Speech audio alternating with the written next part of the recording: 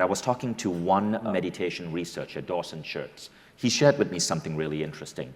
When you actually scan the brain of people who say they are meditating for an hour or two, 30% of them are actually just asleep. But you can activate these areas of the brain in 15 minutes. 1 hour long meditations, I would argue, are okay if you have nothing else going on in your life. But that's a very rare breed of individual. There is a cost to an hour-long meditation. And that cost is you're focused on only one aspect of your being. I would say, cut that down to 15 minutes, free up 45 minutes, and apply that to other ways to improve your being.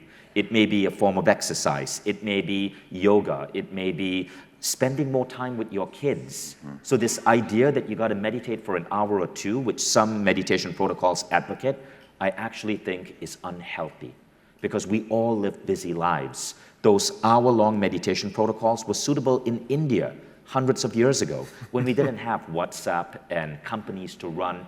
And the people who do the 6 phase, they are some of the top achievers in the world.